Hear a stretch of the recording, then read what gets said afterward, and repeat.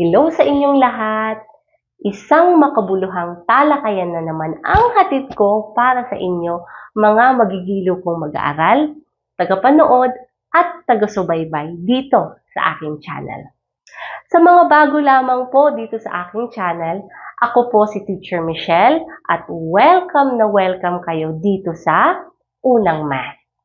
Layunin ko sa every episode dito sa aking channel na ipaunawa ang lahat ng mga topics na aking tinatalakay. Kinakailangan lamang na panoorin ang mga naunang mga episodes at ang episode na ito at syempre ang mga susunod pang mga episodes na aking ilalabas. Huwag na huwag din kalimutang mag-like, mag-comment, at mag-subscribe dito sa ating channel para updated po kayo sa lahat ng mga videos na aking ilalabas.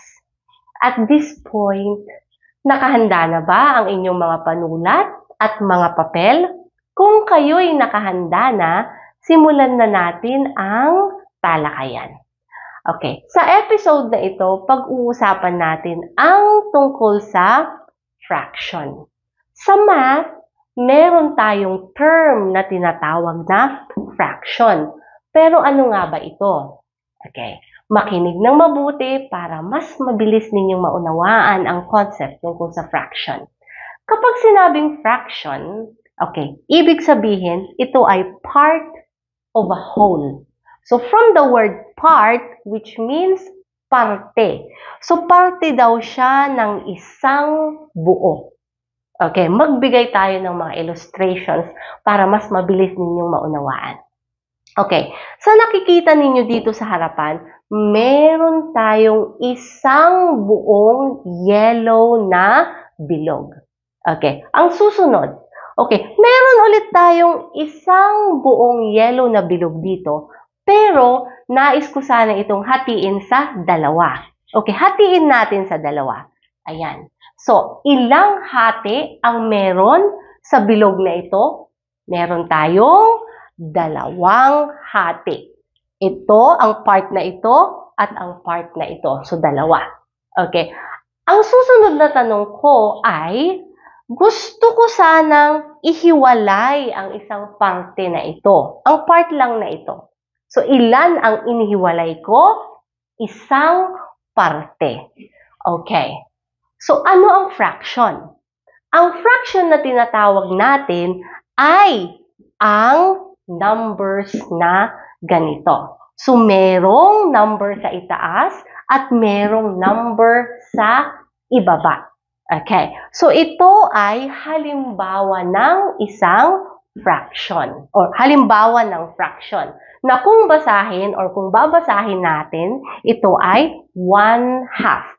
Ilang equal parts? Dalawa. At ilan ang inihiwalay ko? Isa. So, 1/2. Okay, tignan natin ang susunod na figure. Okay, meron ulit isang buong bilog na yellow dito or yellow circle. Now, gusto ko naman itong hatiin sa 4. Okay, 4 na equal parts. Okay, hatiin natin. Ayan. So, 1, 2, 3, at 4. So, 4 na equal parts. Okay. Kung kanina, inihiwalay ko ang isang part, ngayon, gusto kong ihiwalay ang dalawang parts. Okay. So, ilan ang inihiwalay ko?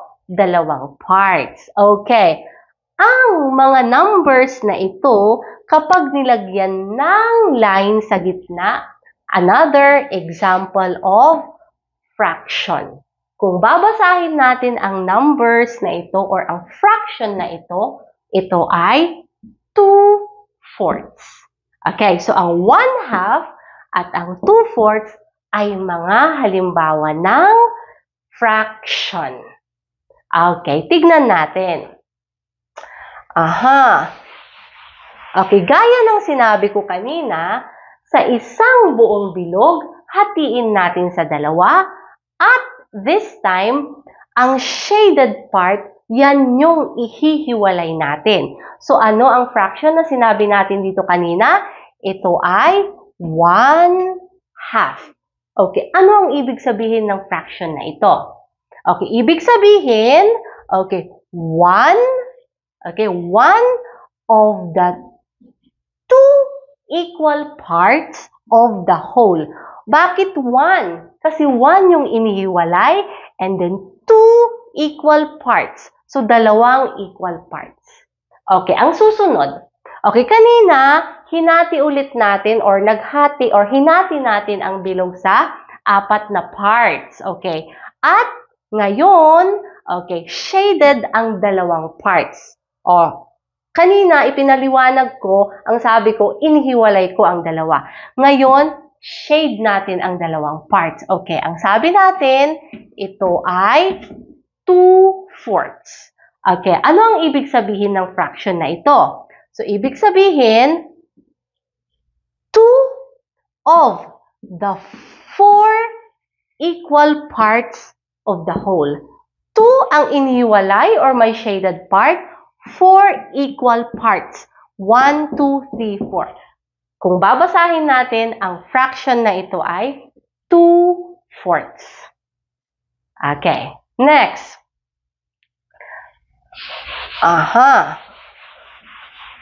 Okay. Kapag pinag-uusapan natin ang fraction, kung napansin nyo kanina, merong dalawang numbers. Okay? Ang fraction na ito ay 1/2. Okay. Ano ang tawag natin sa number na nasa itaas? At ano ang tawag natin sa number na nasa ibaba? Okay.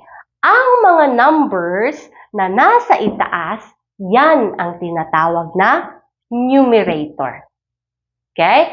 Ang mga numbers na nasa ibaba, yan ang tinatawag na denominator. So, in this example, 1/2, 1 is numerator, 2 is the denominator. Okay. Another one, sabi natin, ito ay 2/4. So, ano ang numerator? Yan ang number 2. At ang denominator, yan ang number 4. So, ang dalawang parts ng fraction, yan ang tinatawag na numerator at denominator. Okay, tignan natin. Okay, so meron akong question na inihanda para sa inyo dito. Okay, sabay-sabay nating alamin ang tamang kasagutan sa tanong na ito. So, what's the correct fraction of the unshaded part? Okay, so meron akong ipapakitang mga figures sa inyo at tignan natin kung ano ang tama or correct na fraction daw ng mga unshaded part. Kung kanina shaded part, ngayon unshaded part naman. Okay, so isang buong bilog, ilang hati or ilang equal parts ang meron sa isang buong bilog na ito? Meron tayong 3. Bakit 3? Bilangin natin. 1, 2, 3. Kaya 3 equal parts. Ang tanong ay unshaded part. Okay, so ilang parts ang hindi shaded or ang unshaded? Ito ay 1 at 2. So, ang numerator ay 2 at ang denominator ay 3. Kung babasahin natin ang fraction na unshaded part, ito ay 2/3. Okay, susunod na figure. Okay, so tignan natin ang figure na ito. Ilang equal parts meron sa figure na ito? Bilangin natin. 1, 2, 3, 4, 5, 6. So, ang 6 ang denominator. At ilan ang unshaded part? 1, 2, 3, 4. So, 4. So, kung babasahin natin ang fraction na ito ay 4/6.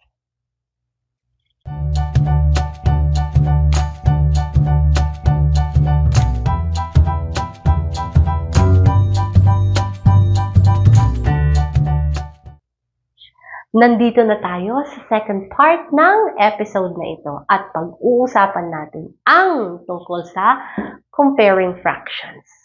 Okay. Hindi lang mga natural numbers or mga whole numbers ang pwede natin i-compare. Pwedeng-pwede rin natin i-compare ang mga fractions. Okay, kung naaalala ninyo, meron akong ibinahaging tatlong mga simbolo, okay, na ginagamit sa pagkukompare ng mga numbers at gagamitin din natin yan sa pagkukompare ng mga fractions. Okay, so balikan natin muli ang mga tatlong symbols or simbolo na ginagamit in comparing numbers. So meron tayong simbolong ganito. Okay, at kung babasahin, ito ay less than. Okay, ang susunod na symbol, okay, kung papansinin ninyo, kabaliktaran lang, di ba? Okay, ito ay greater than. At ang pangatlong symbol, ito ay ang equal to. Okay, so ang 1/6 ay less than 5/6. Okay, ang 1/4 is greater than 1/8. Okay, at ang 3/7 is equal to 6/14. Okay, ang mga unang mga halimbawa natin dito na less than at greater than, ipapaliwanag ko yan sa mga susunod na mga topics. Okay, at ang halimbawa natin na 3/7 equals 6 or equals to 6/14, sa mga susunod na episode, malalaman ninyo kung bakit ko sinabing 3/7 is equal to 6/14 or 6/14. Okay, so magbigay pa tayo ng mga halimbawa para mas maintindihan ninyo ang tungkol sa comparing fractions. Okay, so meron akong tanong dito. Which fraction is bigger daw? Okay, so meron tayong two sets ng figures na meron na nakikita nyo dito sa harapan. So which fraction is bigger? Para malaman natin kung paano basahin ang mga figures na ito, isulat natin sa tamang mga fractions. Okay, sa first figure na ito, okay, ano ang fraction ng shaded part or ng red part? Okay, ang magiging denominator nito ay 4. Bakit 4? Kasi 1, 2, 3, 4. 4 na equal parts. At syempre, ang numerator, yan ang red color na part or shaded part. So, kung babasahin natin, ang fraction ng figure na ito ay 2/4. Okay, susunod na figure. Okay, same. 4 na equal parts. So, 4 ang denominator. At ilan ang shaded part? Meron tayong 1, 2, 3. So, 3 ang numerator. So, kung babasahin, ito ay 3/4. Since ang tinatanong ay which fraction daw is bigger? Okay, pagmasdang mabuti ang figures dito. Ang dalawang figures na nasa harapan. So, very obvious. Ang bigger or ang mas bigger ay ang 3/4. Okay, so ano ang magiging sign natin? 2/4 is less than 3/4. Okay. Tignan natin. Okay, remember. Okay, remember that for fractions with the same denominator, the larger the numerator, the bigger the fraction. The smaller the numerator, the smaller the fraction. Okay, halimbawa ulit.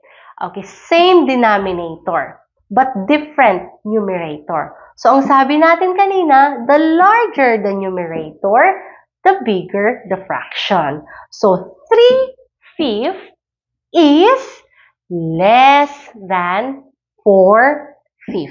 Bakit? Same denominator, but mas mataas ang numerator nito. So, 3/5 is less than 4/5. Okay, next. Meron tayong 4/8 and 5/8 dito. Same denominator pa rin. Okay, pero ang fraction na ito na may numerator na 5/8, ito naman ay may numerator na 5, ito ay may numerator na 4. So, ano ang magiging sign or symbol natin? 4/8 is, okay, less than 5/8. Okay, next. Since comparing fractions ang pinag-uusapan natin, marami tayong i-compare na mga fractions. Okay, the next one is, which fraction is greater? Okay, meron tayong 1/2 at kung i-represent natin sa figure, okay, meron tayong, kung i-represent sa figure, pwede nating i-represent sa ganitong paraan. Okay, ano ang 2 na denominator? Yan yung equal parts. 1, 2. At ang 1 na numerator, yan ang shaded or colored part sa figure na ito. So, kung babasahin, ito ay 1/2. Okay, next. Okay, ang susunod na fraction ay 1/3. Okay, kung i-represent sa figure, okay, 1, 2, 3, 3 equal parts ang denominator. At ilan ang shaded part? Isa. So, 1 is the numerator. So, kung babasahin, 1/3. Ang tanong ay, which fraction daw is greater? Okay, so look at the figures here. So, it's very obvious na ang mas greater or ang mas malaki ay ang 1/2. So, ano ang magiging symbol natin?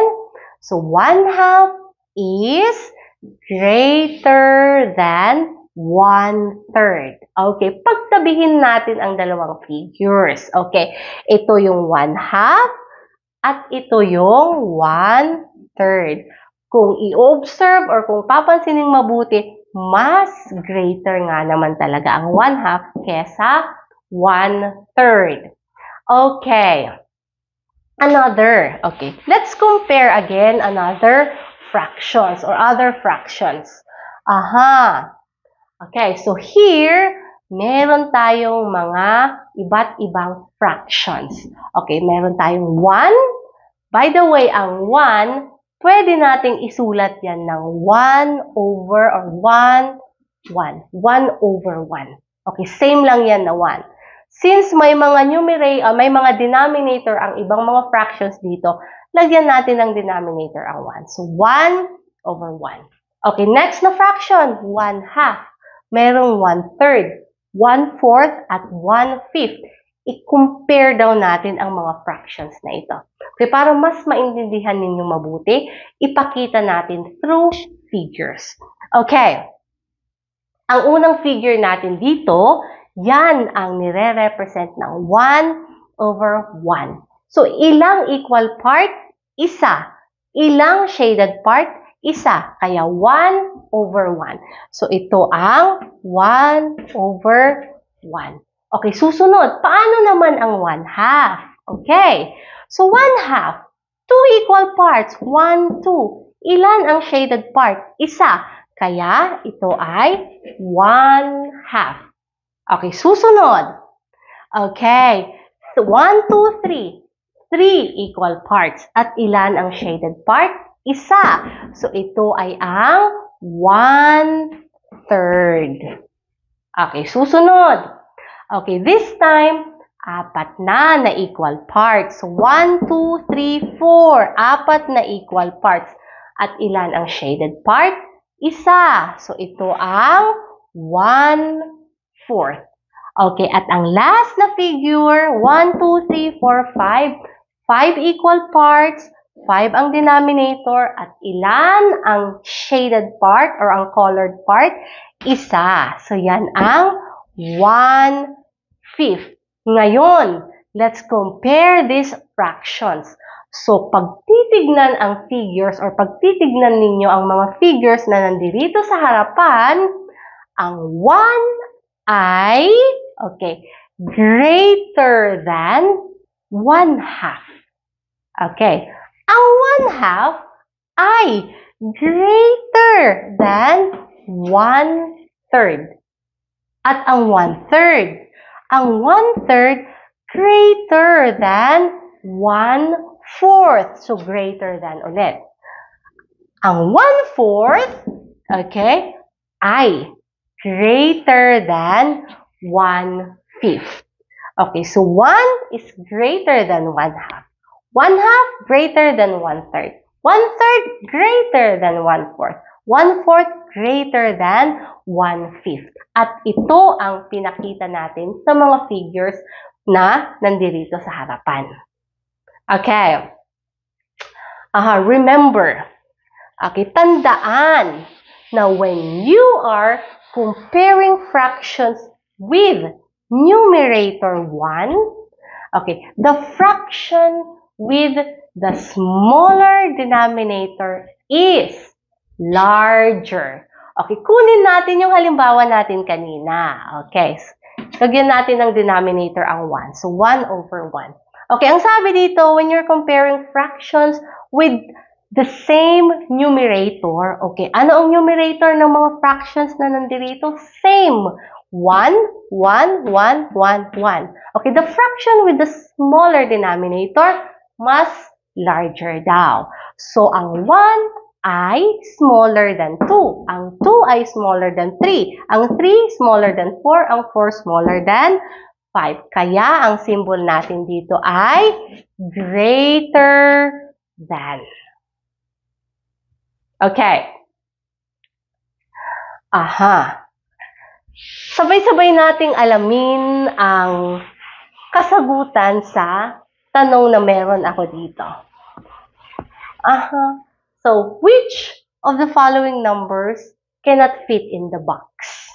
Okay. Ang mga fractions natin dito ay 3/12 is a less than daw ng fraction na ito. At ang fraction na ito, less than 8/12.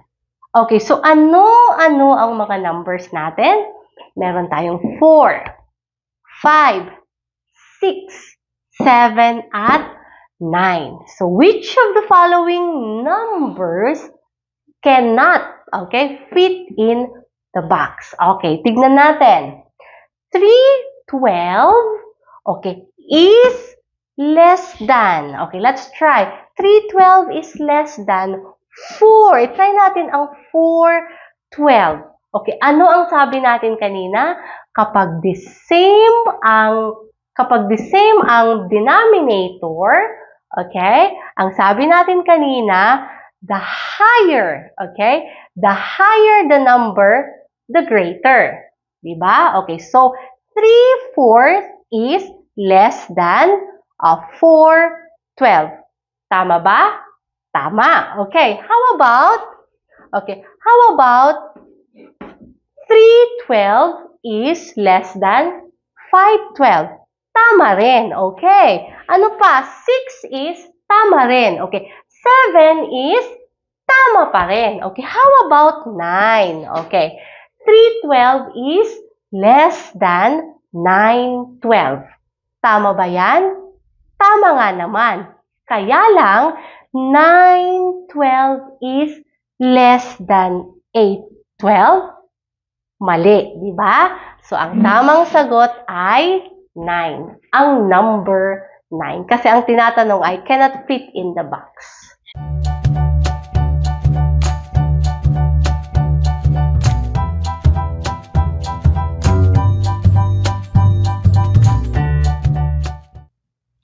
In writing or expressing fractions, kailangan muna nating malaman ang kabuuang bilang or ang whole part bago natin maisulat ito ng tama sa fraction.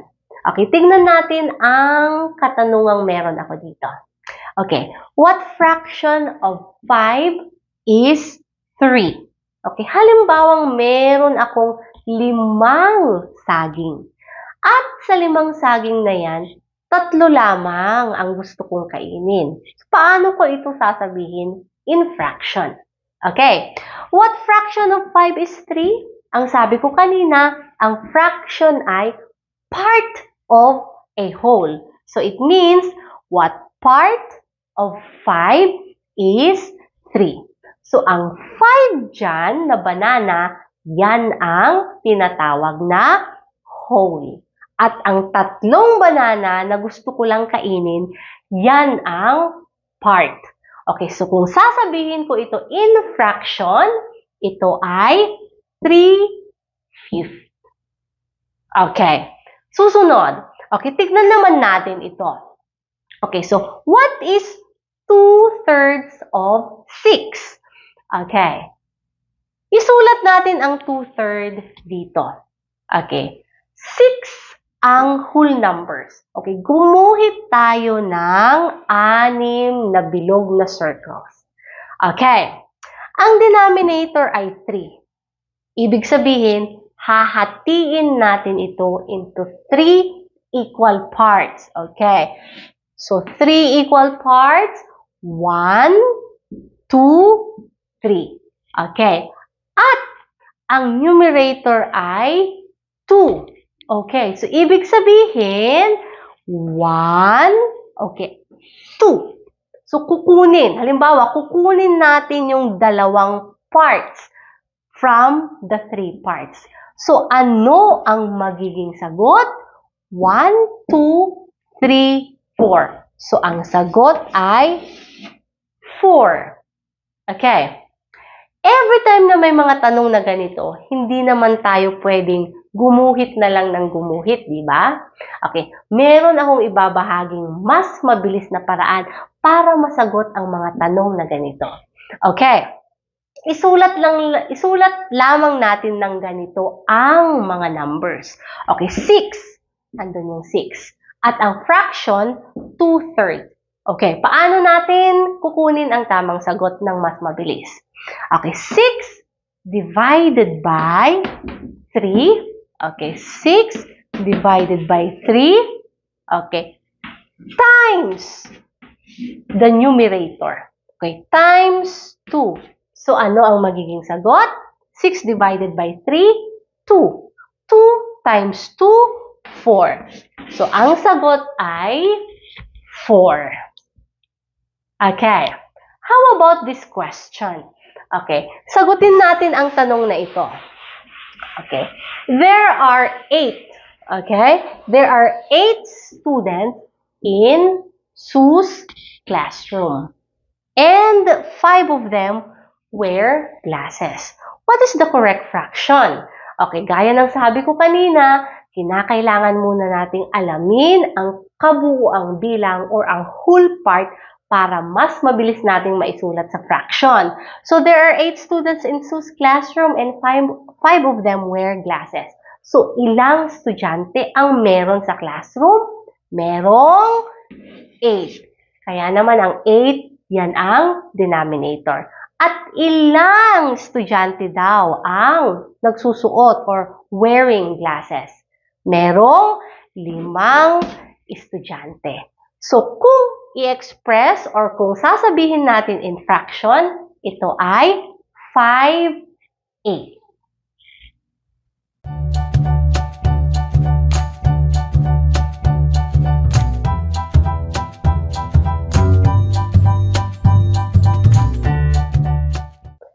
At this point, pag-usapan naman natin ang types of fractions. So, meron tayong mga types of fractions. Okay, ang una dyan ay ang proper fractions. Okay, kapag sinabing proper fractions, gaya ng mga halimbawa natin dito, 1/2, 2/4, 3/4, ang numerator ng mga proper fractions ay mas mababa kesa sa denominators. Uulitin ko, ang mga numerators ay mas mababa kesa mga denominators. Okay, ang susunod na type ng fraction ay ang improper fractions. Kung sa proper fractions, ang mga numerator ay mas mababa kesa sa denominator, sa improper fractions, ang mga numerator ay equal sa denominator or mas mataas sa denominator. Okay, gaya ng halimbawa natin, 4/4, 5/4, 6/4. So, equal sa denominator or ang numerator ay mas mataas sa denominator. Okay, at ang pangatlong types or uri ng fraction ay ang mixed fractions. Okay, bakit mixed? Okay, tignan ang halimbawa na meron dito. Okay, kapag sinabing mixed fractions, merong natural number or whole number plus a proper fraction. Okay, gaya ng halimbawang 5 and 1/4. 2 and 2/3. Okay, so yan ay mga mixed fractions. Okay.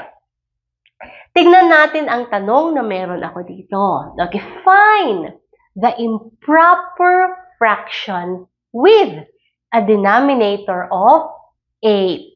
Okay, so meron tayong sets ng mga fractions dito. Okay, ang unang fraction natin ay 7, 9, 8, 8, 6, 8, 8, 7, 1, 8. Okay, improper fraction with a denominator of 8. Okay, para mas mabilis, hanapin natin lahat ng mga fractions na may denominator na 8.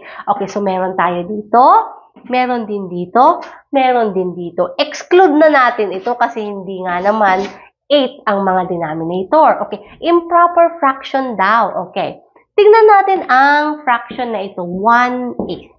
Okay, ang sabi natin, kapag mas mababa ang numerator kaysa denominator, ito ay proper fraction. So, ito ay proper fraction. Okay. Susunod, 6/8. Ang numerator ay mas mababa na naman kaysa sa denominator. So, ito ay proper fraction ulit. How about 8/8?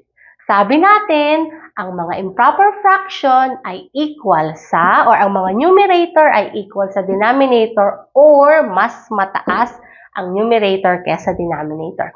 Kaya naman, ang tamang sagot ay 8/8. Maraming salamat sa pagsama sa akin hanggang sa puntong ito. Sana'y marami kayong natutunan at subaybayan ninyo ulit ang mga susunod na episodes na aking ilalabas. Huwag kalimutang mag-like, mag-comment, at mag-subscribe sa aking channel. Hanggang sa muli, ako si Teacher Michelle at ito ang Unang Math.